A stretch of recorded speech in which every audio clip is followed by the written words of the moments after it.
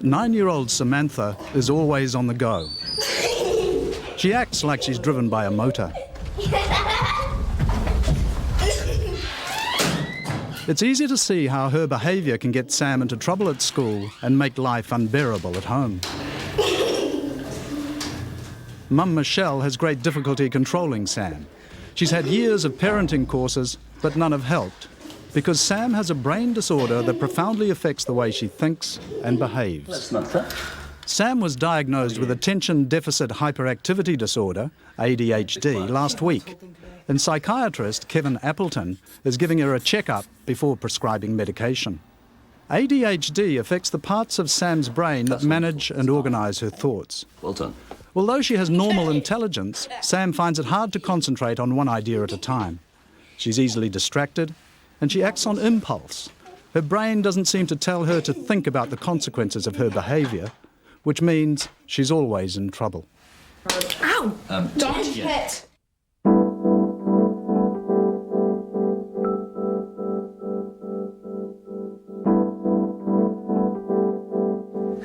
Down. Hop down, please. Okay. Thank you. Curiously, Sam's hyperactive because parts of her brain are actually underactive. She's constantly seeking stimulation, trying to kickstart her brain to get it into focus. A bit like revving up a motor to keep it from stalling. The hardest thing with Sam is the energy, being on the go and not doing what she's told. She'll see something that she wants to do and she'll get sidetracked from what she's supposed to be doing. It's sort of very difficult to control that all the time.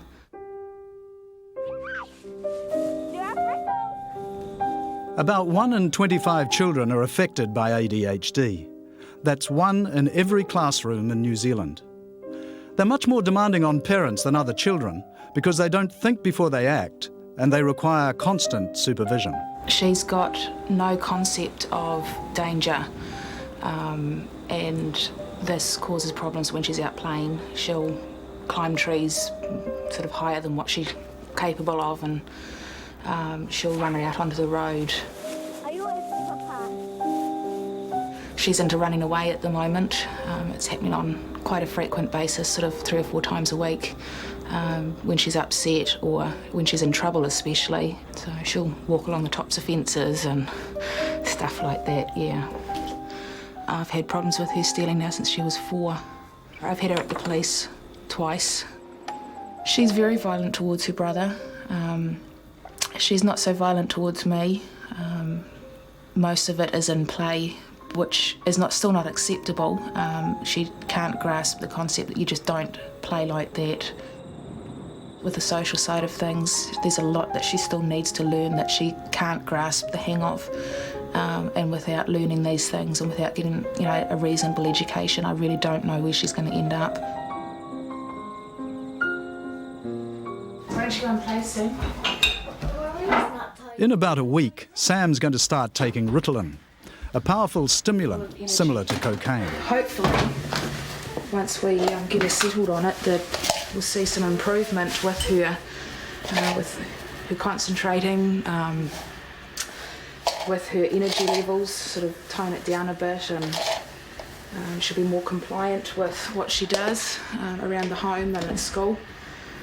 Over the last few years, it's taken a lot of energy on my part and getting to the point where I can't cope with it anymore, so the Ritalin has come in at the right time. Kyle, now 4, has been on Ritalin since he was 2. To diagnose someone with ADHD at such a young age is highly controversial. But Kyle's had serious behavioural problems since he could first walk at 10 months old. Without Ritalin, he's almost unmanageable.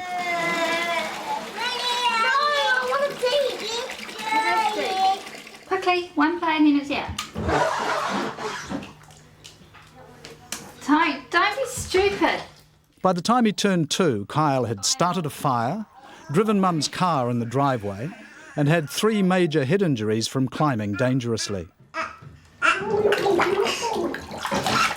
Although his medication does make Kyle more controllable, he's still on the go all the time and he's very aggressive. No, I don't want my back. He can push you, like, you could never describe to anyone how far he could push you. And I mean, he's tried my parents a few times that I know of. I don't know about Michelle's mum and that they've had a small taste of what and they've been quite, we can understand now what you're saying. Hey! This is Kyle on a good day and on medication. His parents did a lot of soul searching before medicating him, but his behaviour was unbearable.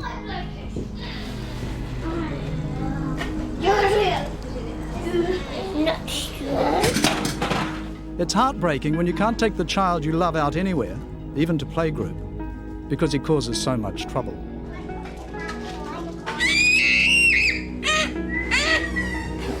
Biting children or pushing them, or he'd go up, it didn't matter whether they were bigger than him or smaller, or adults even, he'd go up and bite adults behind the knees or things like that, you know, and got to the point where I couldn't take him anywhere, I couldn't go anywhere. There was just a select few people who understood what we were going through and where he was coming from, and they'd wrap their children up in woolly jumpers and things so he could go and play with them so that they wouldn't get bitten. But there would always be tears, and I would always be on his back, and it would just be a constant thing, and it had a big effect on our family. It had a big effect on our daughter, who was embarrassed to go anywhere because everybody knew her brother was trouble, and he got labelled everywhere he went.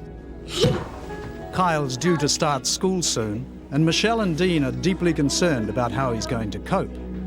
They're taking Kyle to be reassessed to see what else can be done to control his behaviour, as they're all too aware there's a lot at stake. And what's perceived as normal, like, you know, going to school, sitting at a table for 2-3 hours, is going to be a huge step for him. I have my reservations because he can't do it. He physically cannot sit there as much as he probably would like to or want to. His brain just can't stop for long enough to let him do it. He just needs to keep going. And you've got that fear of what other parents will say, well, you know, that Chandler child's letting my children down, or, you know, he's disrupting the whole class. But basically, he has a right to an education as well, and you know, you're a child's only advocate, and you need to be there for them. But it's a very scary time. Kyle's parents know he's about to face his biggest challenge. They've asked for help to get Kyle ready for school, and school ready for Kyle. I always wanted to get married, have kids, live a happy life, and I always wanted everything perfect. Most people think ADHD is something that only affects children, but as it is better understood, more and more adults are being treated. At 31, Chrissy seems to lead a normal life. She teaches swimming and cares for her 4-year-old daughter. As an adult, her ADHD is far more subtle than when she was young. I mentioned to someone at work the other day that I had ADHD, and they turned around and said to me, I would never have guessed. Yet Chrissy's life is dominated by her struggle to cope with the symptoms of ADHD and still appear normal. Chrissy takes Ritalin every day to help her function and still feels a strong sense of being different from other people. But I just remember finally being told that there was something wrong, that I am not crazy or just really naughty. Now that Chrissy's an adult, her experience provides us with insight into why children with ADHD behave the way they do.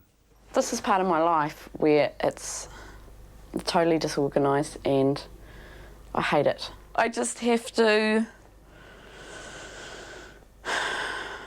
put things away in the drawers. It's as simple as that, but not for Chrissy. 2 weeks ago, she moved into a new flat, and she's desperately trying to get organised. Now, I'm just putting that away, but I've just remembered that I've got washing in here that I want to do, whereas most people probably would go and do that because it's got to be done. But what's stressing me at the moment is my dishes, but I don't know where to start. We all say this at times, but Chrissy quite literally doesn't know where to start. She's perfectly capable of doing everything that's needed to get the flat tidy, but her brain has difficulty focusing on what's important. She does several things at once and never finishes any one task. Everyone has times when they can't concentrate, especially when they're tired. But for Chrissy, this difficulty in paying attention is constant, intense, and interferes with every part of her life. What am I doing now? If you could see inside Chrissy's brain, it would look a lot like her flat, chaotic. Imagine trying to read a book at a rock concert, and you have some idea of what it's like for Chrissy to try and concentrate on unpacking. I'm just deciding where everything goes, and I'm just deciding if I want that in that corner or if I want it in that corner. Okay. By this time, your fingers should be moving more. Sure, got another box somewhere. There are those who dispute that ADHD exists. Oh yeah, I was looking for another box. If you do not feel this I can't find something and I'm getting frustrated because I am. Oh, maybe it's in here. Beep, beep, beep, beep. And trying to pin down where Chrissy's personality leaves off and ADHD begins is a complex puzzle. Jana, where are my car keys? place your hands on the starting key. Ready? Are they in the kitchen? Yeah. They might be, eh? Yay! Keys. Cat wetsuit. People can live their whole lives without realising they have ADHD because it can easily be confused with a lack of discipline. Until last year, Jason had always blamed himself for the fact that he could never get his life on track. Being diagnosed with ADHD at 31 has helped him understand years of underachievement. Jason was often described as hyperactive as a child, but no one understood why. As an adult, Jason's easily bored, can't finish things, and has an insatiable appetite for intensity. The faster you go, the faster you want to go. So they just become addictive and more addictive. And like the go-kart, I had the go-kart for 2 weeks, and after 2 weeks I got used to the speed and the power, and I wanted to gear it up a bit and make it gruntier and make it go faster, and so it's definitely an extreme personality. Jason's full of energy. He's restless, distractible and impulsive. All the things that get children with ADHD into difficulty. Yeah, just always moving. I'm always getting up and down all the time, coming to the kitchen, getting a drink or getting a bite to eat, looking in the fridge, oh, nothing in there, close it again, back to watch the videos sort of thing, Now that Jason has a new understanding of his difficulties, he's trying hard to settle down. But in his 20s, his life was in chaos. Heavy drinking, fast cars, sleeping around, and trouble with the law. These are all common difficulties faced by teenagers and adults when ADHD goes untreated. The more thrill you get, the more you want, just like the roller coaster. My first comment was, it was slower than I remember. And it's like, can we just tweak this thing up a bit? Now and then, okay, just say it happened, you tweaked it up, and I just want more, and I want more, and I want more. So, like when I used to skid around in fast cars when I was in my younger silly years, it was just never fast enough. A lot of it, just always on the go, always very fast. Sitting still is very hard, and I'm trying that at the moment. It's an effort. Right, boys, go for it.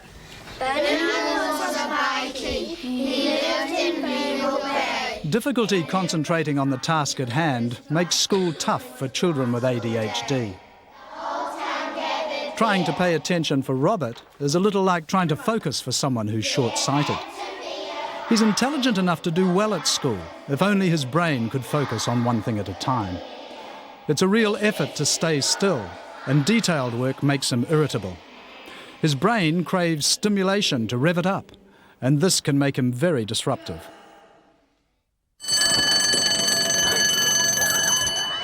Classroom work's hard enough for Robert, but lunchtime is a nightmare. Robert acts before he thinks. He's always in serious trouble. So much so that his parents have started coming to school each day to supervise him. Mainly he's bashing kids, he retaliates. Robert is very naughty in his own right, but the other kids also have picked up that if they do something to him, he will retaliate straight away, and he does it without fail. And no matter how many times we tell him he has to walk away, he can do it a couple of times, but he can't do it. That third time is just too much for him, and then he tends to spark off very quickly. and doesn't think what he's doing. He knows he's going to get into bad trouble for it. So what happened the last time? He was good, he walked away and sat down, so he'd done all the right things. Then the kids came up to kick him, and that was it. Then he found stones and sticks, and, you know, you're not going to get one over on me type touch. We'll put it in the sun. Girls with ADHD tend to be less disruptive in class, so it's easier for their ADHD to go unnoticed. But they have the same learning difficulties as boys. Chrissy hated school because she often failed. Her parents struggled to understand why. What? Are you going to build a sandcastle? The interesting thing was that although she seemed to have all this difficulty in class, they did do some tests and found her intelligence was actually quite high. I think that was when we first began really to wonder, well, what is happening? Here's a reasonably intelligent young person who has great difficulty with school, doesn't want to go. She just didn't seem to want to sit down and concentrate on things for long. When we spoke to her teachers, they indicated that really she was withdrawing. So that seemed to be the sign that she was really unhappy. The teacher would read a story out and then ask us questions. She'd ask me, and I'd go totally blank, and she'd think I wasn't listening. And yeah, I just felt really thick. Well, I was listening, I just didn't know how to explain what she'd just read out. Well, I was reading through my reports. Some of the comments they made, they really hurt. Oh, she needs to apply herself more, she needs to concentrate more. You know, I worked as hard as I could. And all the D's and the F's and the... It's for me, accepting who I am. I mean, really accepting who I am. In all the jobs I went through, you know, I just... really hurt because they just used to make me feel like I was so dumb. And I tried so hard. I couldn't get my head around simple things like doing the cash register and stuff like that. How many times people used to go on and on at me about, well, this is what you do, why aren't you getting it? Are you thick or something?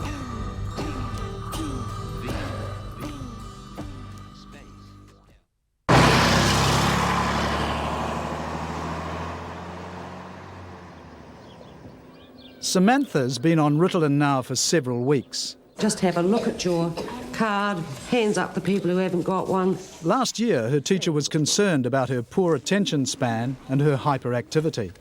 That's hard to believe when you see Sam totally focused today.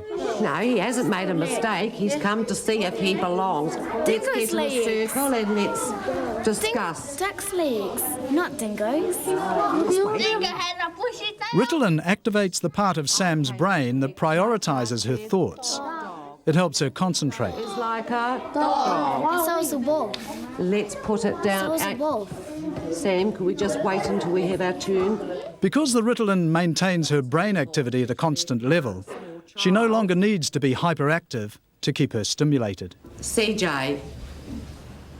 There's been a great deal of controversy over Ritalin and other medications used to treat ADHD.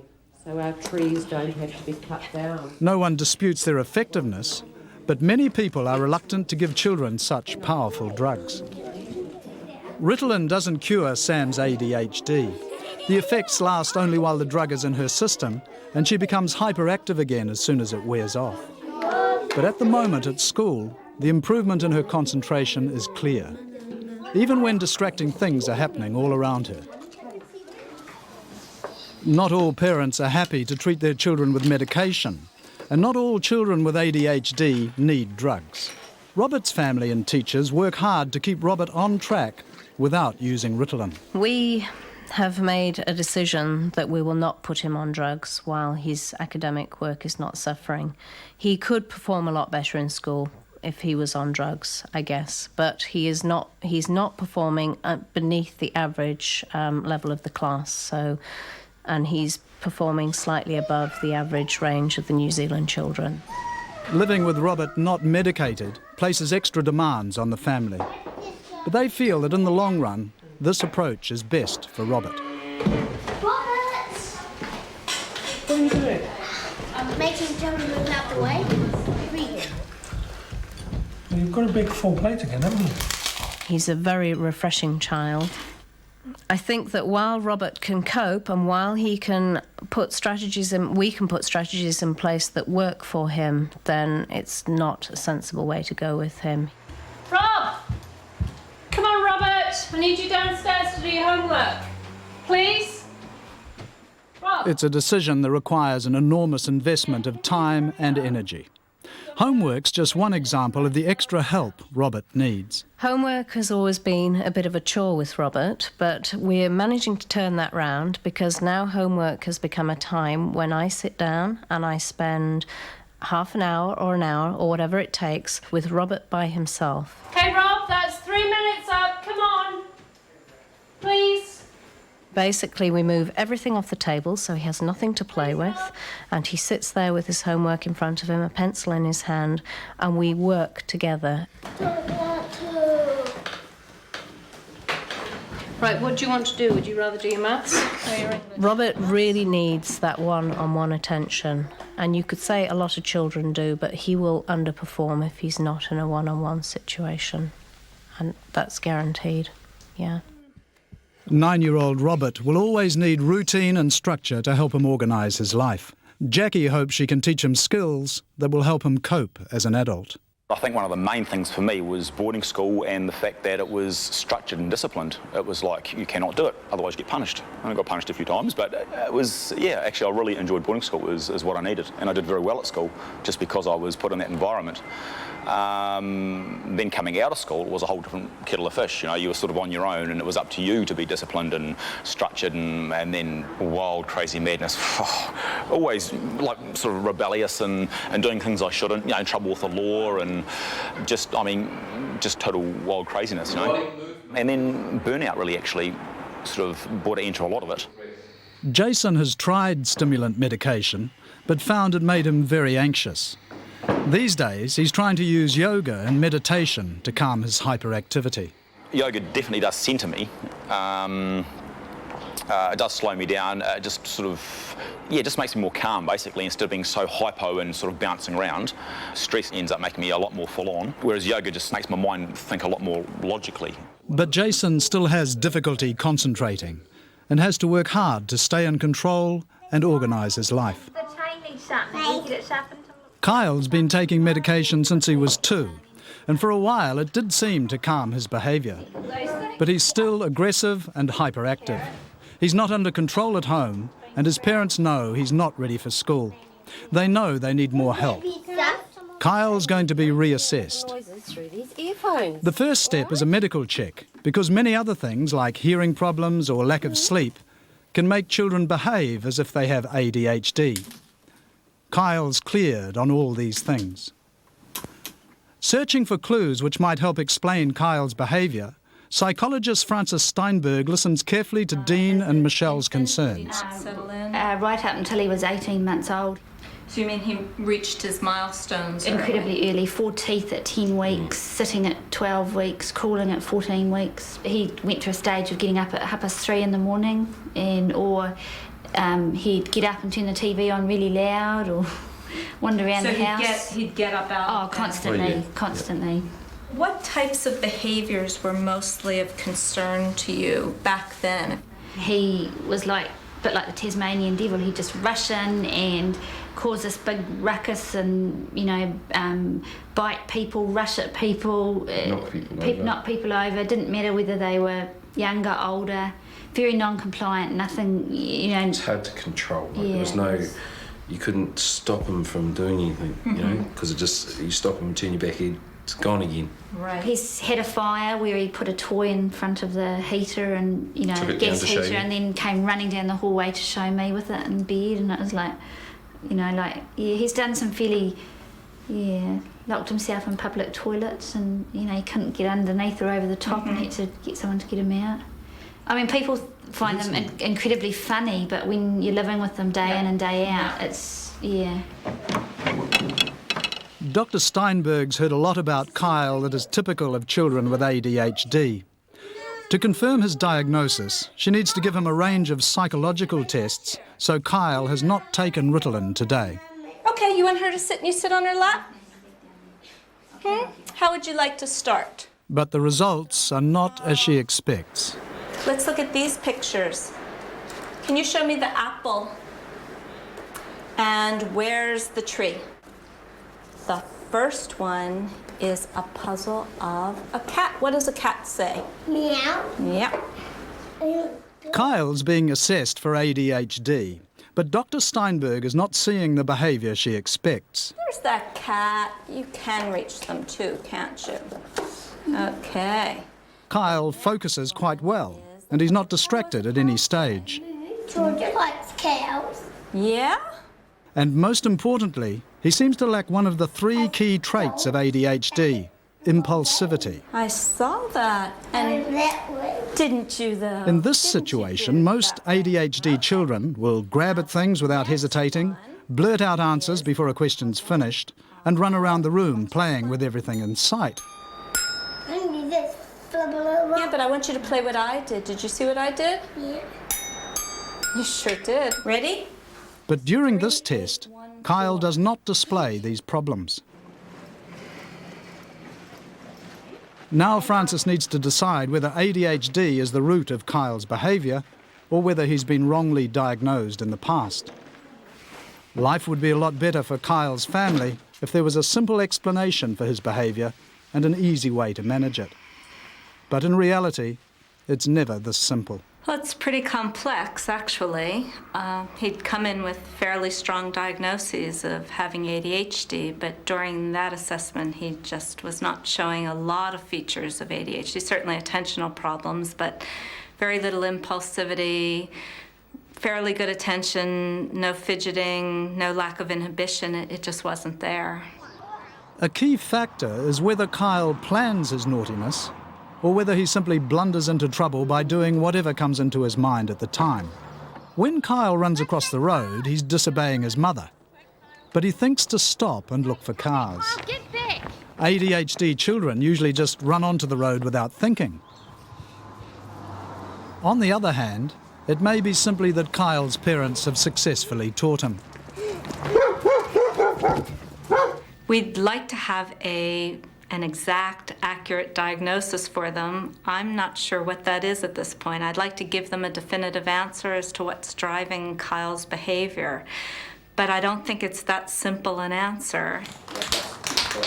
When children do have ADHD, they just don't think before they act. Robert's supposed to be getting his bike ready to take on a family picnic, but he sees a can of spray paint and immediately starts spraying. His friend reminds him he needs to put newspaper underneath, but he still goes at it aggressively and haphazardly. These things happen many times each day, and Mum Jackie has learned tremendous patience. Robert, not on the chain, please. Why? Because that'll seize it up. Okay? Now then, I was going to do this, and I was going to take the wheel off and take the tyre off, because it looks a bit weird with golden tyres, doesn't it? No, it doesn't. Looks cool. I think you're going to need to put some more newspaper under that, aren't you? Jackie has to choose which battles to fight with Robert. Otherwise, she'd be nagging him all day, every day. Please don't get it on your clothes, Robert. And often telling him off makes no difference anyway, because he is simply incapable of thinking about consequences. You finished? I need to put that back inside. He'll be walking through the playground, he'll decide it's appropriate to do something, and he'll do it, and then the moment he's done it, he's forgotten that he's done it, he's forgotten why he wanted to do it, he knows that he shouldn't have done it if you go back and you talk to him, and he knows what he should have done in the situation, but at the time, he has no idea, he has no consequences ideas. We've tried to teach him them, but they don't come automatically to him. You have to take him back and discuss things with him over and over again. And so you'll think you've sorted a problem out, and then the next day he'll go back and he'll do the same thing again. But impulsive behaviour is more than just annoying. What's the problem with cycling in a car park? I have no idea. It's often dangerous. We've been aware right the way through his childhood that we're lucky he's still with us, because he's a walking disaster area with no checks in place. The human being can be a very dangerous person. Chrissy's life has been in danger in a different way. At 18, she stopped taking Ritalin because it was assumed she'd outgrown her ADHD. But a lifetime of underachievement and low self-esteem took their toll. She used to get depressed and talk about suicide and things like that. You really start asking yourself, well, what have I done wrong here? Where could we have done something better? What do we do now to change this? And a little bit with things like that, you're saying, what's the signal? Does she really mean this, or does she need help in some form? If so, what kind of help? How do you provide it? Many teenagers with ADHD suffer from anxiety and depression because they're always in trouble and have problems fitting in with their friends. At 20, Chrissy developed an eating disorder. I wanted to be popular and I wanted to look good. And the more weight I lost, everyone said, God, you look so good. Oh, you look so good. And I just thrived on it. And this went on for years. After recovering from anorexia, Chrissy still couldn't settle. She lost job after job, and her life went haywire until her parents realised that ADHD was still the problem, and she began to take Ritalin again. One, look at me. We began to think, look, she's displaying the same symptoms that she used to have in her teenage years, so maybe she hasn't moved on from this ADHD. And I was really sad about that because I knew how difficult it was for Chris to, really operate as her friends operated. Sometimes young people with ADHD suffer so much failure and criticism that it ends in tragedy. Robin Williams sees the story of her son Samuel as a warning to others. There's radio advertising, TV advertising. Family video of Samuel as a 10-year-old reveals a clever, outgoing child. A child who would seem to have a bright future. But throughout Sam's schooling, his reports were frighteningly repetitive. Sam could do better. Sam doesn't concentrate. Sam talks too much. He seemed to do stupid, disruptive, impulsive things. It very often got him into, difficulties really, and he became very misunderstood because he did a lot of things impulsively. It's like that he didn't weigh up the consequences of what would happen with what he said or what he did until it was too late. And then, of course, he would be quite remorseful because he was a very sensitive person. Samuel was expelled from school at 16 and became severely depressed. Robin tried everything to help. Sam had counselling and psychiatric treatment. After reading about ADHD, Robin took Sam to a doctor who confirmed that this was probably the underlying problem. It was just such a relief to come out of that appointment knowing that we had finally found Samuel's problem. And Samuel was also relieved, and at that point I think he really started to work on his identity. It even helped him with his self-image. It helped him to understand himself. I mean, he got a lot of freedom from understanding why all those things had happened in his schooling and adolescence. Samuel began to take medication for ADHD, and it immediately helped him feel more focused. But it was too little, too late. The first pill he took, I'll never forget it because he came rushing up to me and said, "Oh, Mum," he said, "imagine if I'd have had this at age 14 when things started happening to me. Just imagine, Mum, what it would have been like." Robin will never know whether earlier treatment for Samuel's ADHD would have improved his ability to cope with problems that at 21 he found overwhelming. He took me by surprise, really. He really let me down. He broke my heart when he took his life because he promised me that he wasn't going to do that. We had an area in his life that we were close to resolving, but we hadn't, and that was a huge thing in his mind. I think you have in front of you a letter Sam was writing to Sally and James, which gives some indication of the struggles that he was going through and the part that attention deficit disorder played in his life. However, even though we know something of Sam's struggles, we will never fully understand why he took his own life.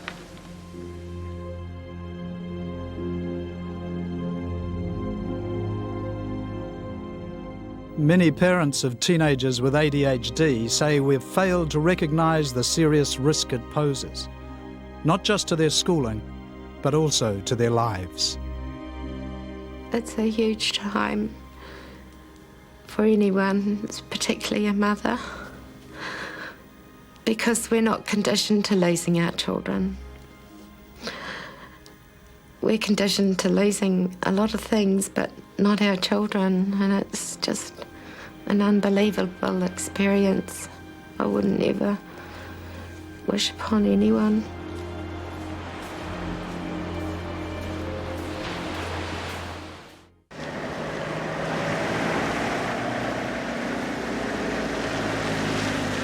He doesn't fit the exact criteria of ADHD. He's got a lot of the characteristics. He's obviously very active.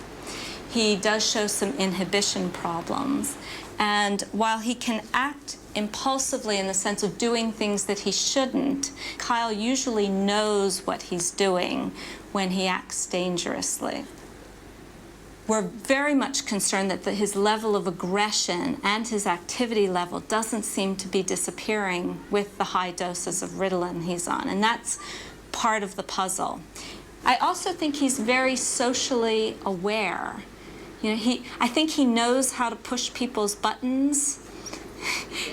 That sounds about right. If it were just the ADHD, you'd expect to see the child just jumping in and doing something and going, oh, was I not supposed to do that? I mean, he can figure out, oh, I know if I do this, then this person's going to react that way. That's a huge level of planning to be able to have. So it's our feeling that something else must be going on that's contributing to this. And until we can sort out what the something else is, we can't really make a definitive statement in terms of him having ADHD or not. There is no one on the whole team who doesn't think what's going on is extremely serious.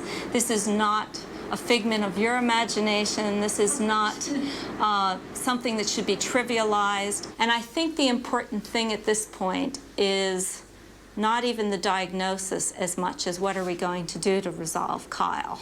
Even if he's doing fine on certain days in kindergarten, going into regular school is a completely different issue in terms of expectations and behavior. And what we'd like is to have a plan in place before Kyle ever steps foot in the door. It's like, that's the big objective for us. Is I've got a terrible fear of the school. Like, I mean, we can make or break him in those first couple of years, you know. And I mean, once the schools seem to get an idea that a kid's bad, well, that's it for the rest of his school life. We've got a few months, and that's fantastic. And the idea that we can get things in place before he hits school so that he's not going to get off on the wrong foot is going to make all the difference in the world. 2 weeks later, Kyle stopped taking Ritalin. School draws closer. Can you have a nice cuddle? Aww. Nice cuddle. Thank you. Michelle and Dean try to cope with his behaviour. They still don't have an answer. I'm going to carry my whole bucket and trap. Okay, thank you. See you later, babies. Although Robert may get better at coping, he will always have ADHD. Parenting a child like this is an ongoing challenge. Jackie finds school holidays particularly trying. I shall be very glad when Robert goes back to school again. I'm not sure the house can cope much more with the constant damage that's been inflicted on it. Come on, just leave her. Jem. You take it in turns. You do the next one. Well, last night he managed to completely reprogram all the television, which luckily is not irretrievable. He's broken the front off the television panels. He's just broken it off and snapped it in half. He's broken Gemma's Game Boy. He's smashed up the screen. What else has Robert done this week? Stole bubblegum. I think that provided he doesn't lose his self-esteem and that he knows that he's clever and that people love him, I think that there is a chance for Robert to perform as a normal human being. He's intellectually bright. He should be able to fit in and work with other people, provided he has guidelines in place and he can learn these strategies to behave.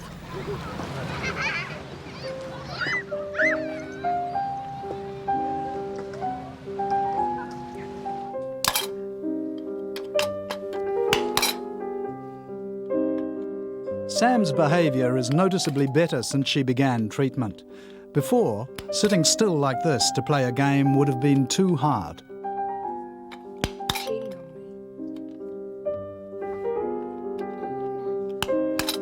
I've noticed a big change.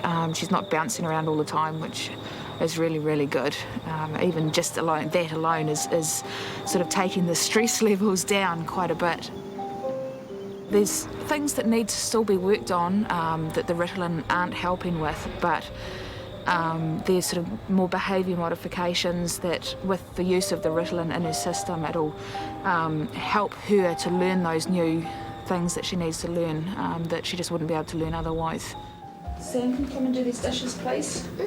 Yeah, you've got to do them from this morning, okay? Remember, as part of your punishment, okay? Yeah, and I done them. No, it was part of it was to dry them as well. You didn't tell me. I did. No, you didn't. Yes, I did. By the time she's coming home from school, it's either starting to wear off, or in some cases, if she's had it, sort of that little bit too early, it has worn off. But it's definitely sort of around that 5-6 o'clock mark. It's gone. Leave me!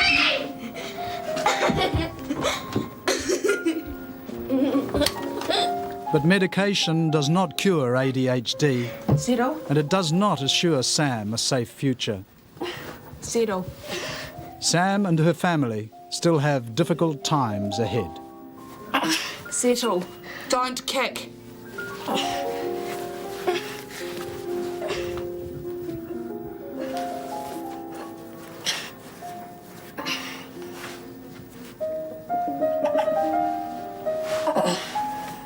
Calm down, okay? Enough.